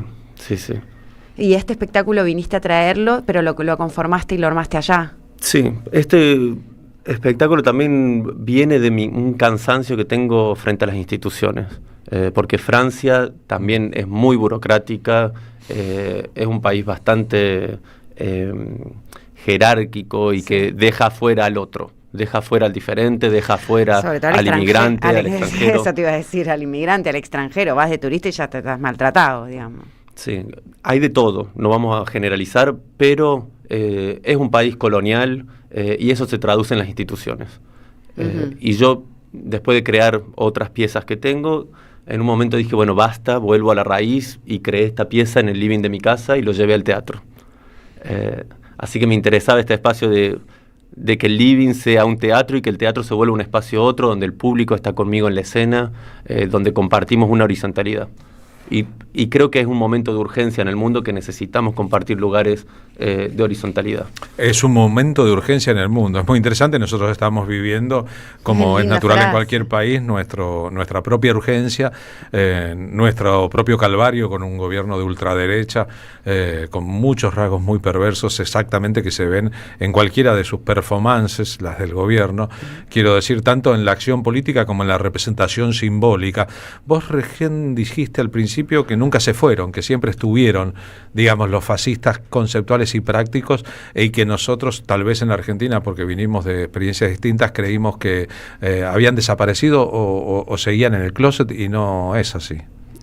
Lo que yo creo que hay que entender que las derechas son interseccionales también. De la misma manera que Milei apoya el gobierno genocida de Israel y que las técnicas de represión que se prueban en las personas en Gaza, en Palestina, son traídas para reprimir a las marchas acá, porque pueden ver, hay documentos donde Bullrich ha comprado estas técnicas, las exporta desde Israel. Ahí podemos ver cómo ellos se sostienen entre ellos. Y nosotros todavía estamos intentando luchar si somos de izquierda, somos peronistas, o por dónde va nuestra lucha. Fíjate que, sin embargo, el presidente Emmanuel Macron, el presidente de Francia, que es de derecha, cuando vino a la Argentina no solo hizo un homenaje a los desaparecidos en la Argentina y le pidió explicaciones a los desaparecidos franceses, a Javier Milei, sino que acaba de pronunciarse en público contra Israel y a favor de la lucha palestina. A mí me parece que Francia hace muchos movimientos totalmente calculados y políticos, porque también ellos con Algeria, no fue hace muchos años, que tuvieron que decolonizar Algeria. En 1957 empezó la decolonización argelina, pero producto de la lucha del pueblo argelino con Ben Bella, que fue el hombre que en el norte de África inventó, si se quiere, lo que luego se llamó terrorismo. Ellos nos aterrorizan, bueno, tenemos que aterrorizarlos. Bueno, y hoy en día también todo es terrorismo para esta gente. Ir a una marcha, sos terrorista y te pueden atacar, defender la diferencia es ser terrorista, poner una bomba es ser terrorista, todo es ser terrorista, y en esa misma bolsa nos reprimen a todas las luchas. Pero eso Mau, te quería preguntar un poco en esta cuestión identitaria y volver un poco a la obra que contiene esta perfo, como decía Paul. ¿Y dónde se verá? Donde se verá, bueno, vas a estar este 2 de agosto a las 20 horas en Nos en Vera, que es Vera 1350, ¿no? Es el sábado. Que es este sábado, que está, te pueden seguir en las redes o cómo compran, a través de qué link. Me pueden seguir en las redes y en la página de Nos en Vera, que es esta sala, pueden encontrar el link para comprar las entradas. Yo la voy a publicar también en mis stories. ¿Dónde es tus redes? Es @marcugat. Mau Cugat. Mau Cugat. Sí.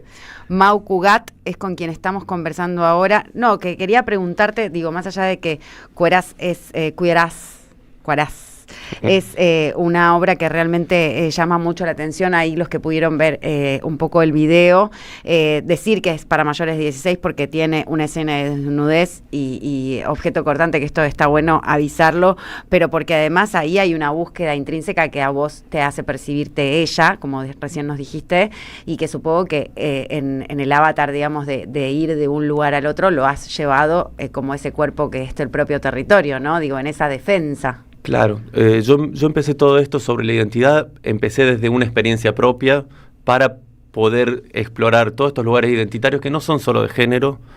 Para mí la identidad se va a aplicar a lo político, a lo nacional, a distintas maneras que podemos identificarnos. Y en esa exploración encontré que en donde se encarna la identidad es en un cuerpo. Entonces, ¿qué puede un cuerpo? ¿Y qué puede un cuerpo cuando se escapa de todas las opresiones que le han impuesto? Y ahí yo empiezo a trabajar mi exploración, que me suspendo, lo llevo al extremo de fragilidad, de fallo. Permitir eso es muy difícil también. Como artista, vos sabrás, a veces fracasar es muy difícil, pero en ese fracaso yo creo que nace algo. Y ahí nace la posibilidad de un mundo otro. Bien, ¿apareces enyesado en el espectáculo o te enyesás durante el espectáculo? Vamos a hacer un poco de spoiler, pero yo me enyeso durante el espectáculo. Te enyesás un mundo durante. urgente, un mundo otro. ¿Cuánto tiempo tarda el yeso en solidificarse? El yeso se va solidificando durante la obra. La obra son 45 minutos.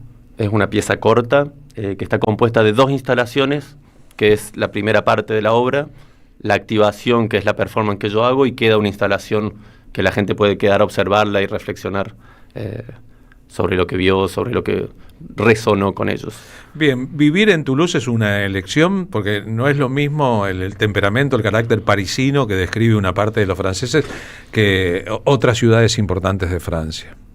A mí me gustan las ciudades chicas, la verdad. No podría vivir en París, no podría vivir...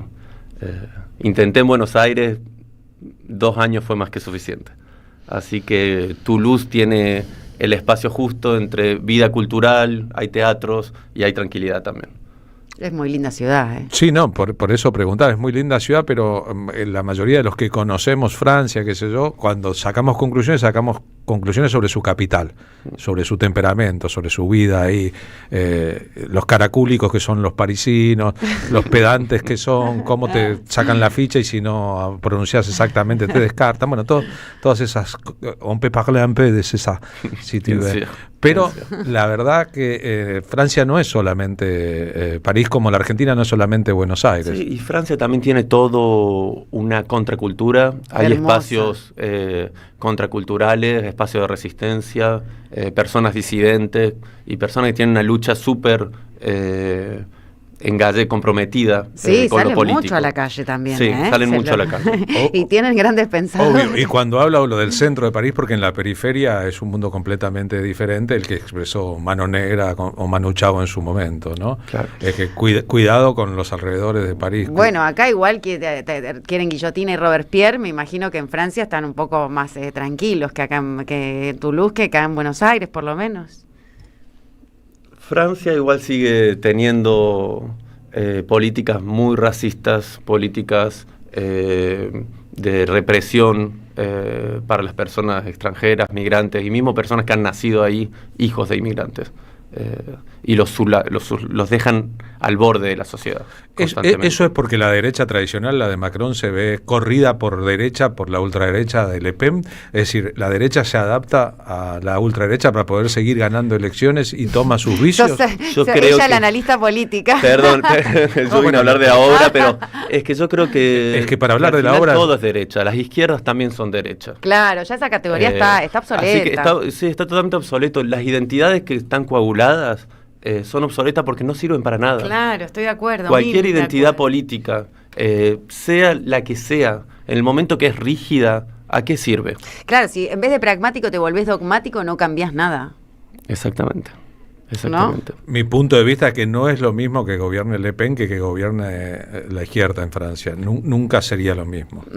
Todavía no gobernó nunca. Todavía no gobernó la izquierda. El socialismo francés. No Mélenchon, sino el socialismo. Bueno, igual ¿qué pasaría si hubiera otras formas de gobierno? También acá, ¿qué pasaría si hubiera otras formas de gobierno? Bueno, vivimos un país distinto cuando hubo otras formas de gobierno. Sin duda, no es lo mismo que gobierne el kirchnerismo que gobierne el mileísmo. No es lo mismo que gobierne... Sí, pero anda a decirle eso al pueblo mapuche.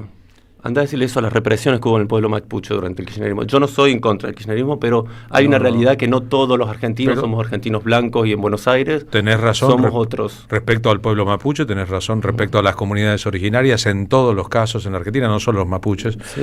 todo el mundo de lo originario, en cualquier estadio del gobierno en Argentina, ha sido desconocido. Ahora le podríamos preguntar también a los mapuches qué opinan sobre esto, y preguntarles cuándo se sintieron bien o maltratados. Porque no se puede despatriarcalizar sin descolonizar. Entonces lo que plantea ella un poco es la descolonización, ¿no? De que si uno se cansa de las instituciones, de la burocracia y de lo colonizador, que es un poco la política hoy en el estado de defender un territorio por propiedad, bueno, significa eso, un poco colonizar. Yo mando, cuando en realidad lo que uno tiene que volver es a representar, porque en el mundo de desorganización financiera o de concentración del capital, toda la gente que se siente afuera, nadie se siente que pertenece. Entonces eso indefectiblemente genera un individualismo casi compulsivo, ¿entendés? Sálvese quien pueda. Es verdad, pero no solo una cuerpa, no solamente un cuerpo, sino todos los cuerpos, todas por las supuesto. cuerpas. Pero por algún lado se empieza. Sí, y para haber un cambio tiene que haber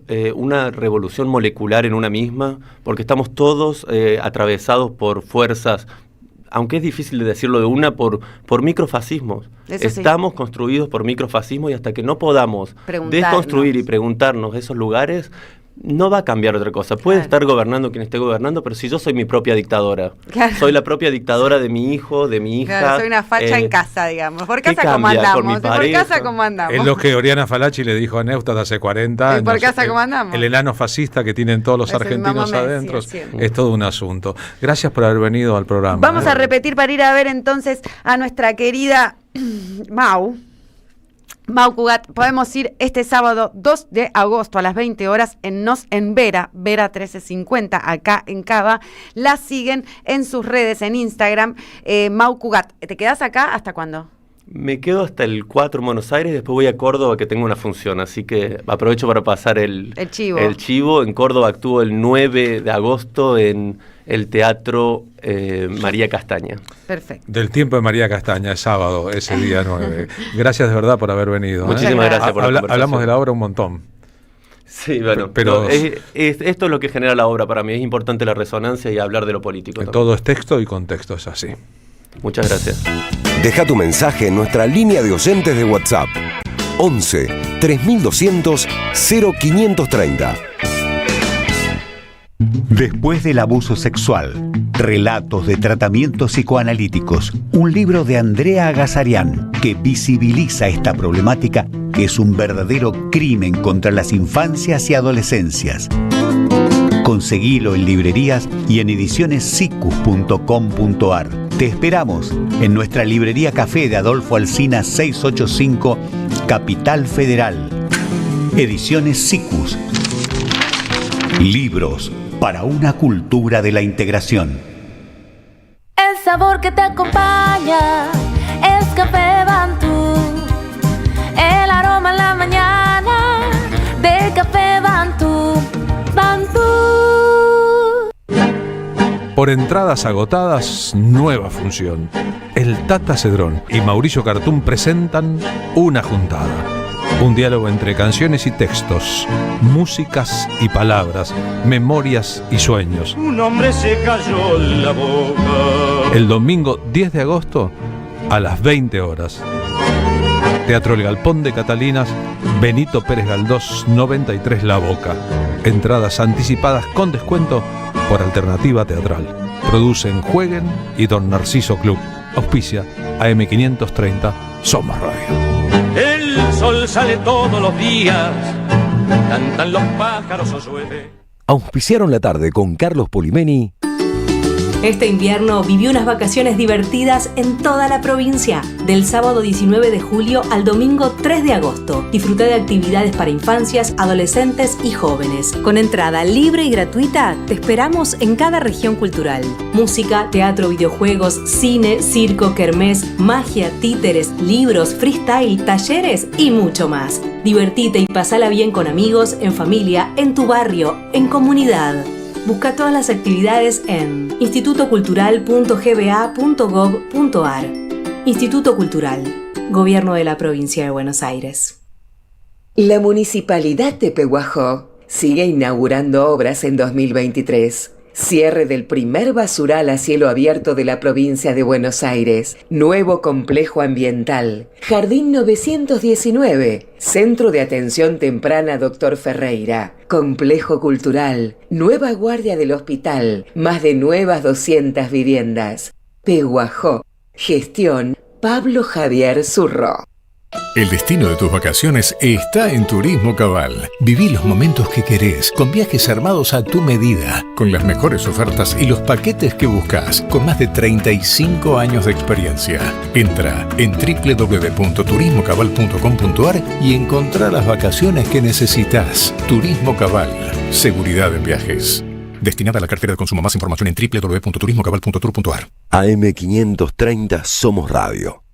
Buscamos la verdad siempre. Paren el mundo, me quiero bajar. Estoy haciendo cosas importantes. Estoy escuchando radio. Y a todos los que están escuchando el programa les cuento que Brígida Carey, cuyo DNI termina en 332, se ganó las entradas para ir a ver esta noche en vivo a Delmiro Molinari. Gracias a todos, muchos los que escribieron. Es el momento ahora de presentar en el aire a Carlos Grande, presidente del Partido Solidario de la Provincia de Buenos Aires y director de formación permanente del Gobierno de la Provincia de Buenos Aires. Carlos, buenas tardes, ¿cómo va? Hola Carlos, Marina, bueno, ¿cómo están ustedes? Con nuestra audiencia.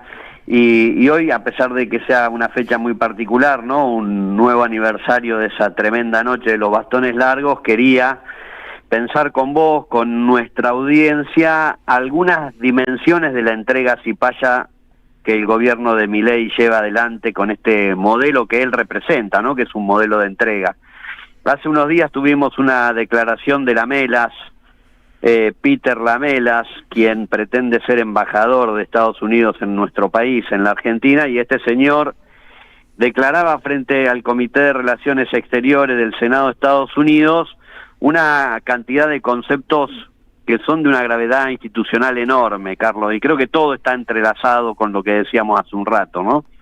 Y esto hace que las respuestas nuestras, las del campo nacional y popular, de quienes defendemos nuestra soberanía, nuestra autodeterminación, no se hagan esperar y tengan que tener cierta continuidad para tener la memoria fresca, ¿no? Lo hizo Cristina, y bueno, siempre que aparezca su nombre lo diré en esta columna, Cristina libre, pero dijo Cristina, también lo dijo el gobernador de la provincia de Buenos Aires, nosotros desde el Partido Solidario hemos hecho lo propio, y pienso que esta reflexión tendría que ser de todos los que sostenemos una vida política democrática, ¿no?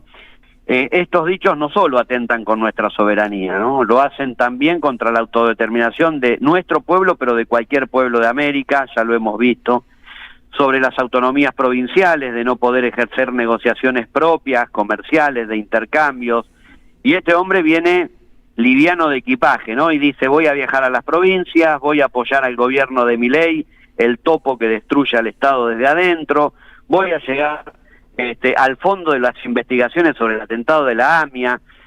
No hemos visto esto en años, Carlos, sabemos lo que son los yanquis, sabemos lo que es el imperialismo colonial que sustentan sus políticas, pero no creo que tengamos que perder nosotros de vista la perspectiva de este tema, y cierro, Carlos, con esta idea, ¿no? Este hecho no es un caso aislado, está enhebrado y forma parte de la estrategia de la derecha global, es la política de intervención que también propician desde la derecha FEST. Decíamos en algunas columnas atrás, bueno, unir con flechas este ejercicio que creo que tenemos que hacer, porque en este contexto es imprescindible lograr mayorías electorales, lograr que la fuerza patria tenga en el Parlamento una fuerza muy importante y poner por parte de esos límites el avance de esta derecha neocolonial, ¿no? Por otra parte, voy a empezar a usar un concepto nuevo, ¿no? Que creo que hay que construir no solo los consensos, sino también hay que construir una nueva revolución democrática, Carlos. Hace 80 años la consigna fue Braden o Perón. Hoy, en el siglo XXI, es la Melas o la Argentina. No hay que distraerse porque explícitamente lo dicen, ellos vienen por todo. Sin lugar a dudas. Gracias, Carlos.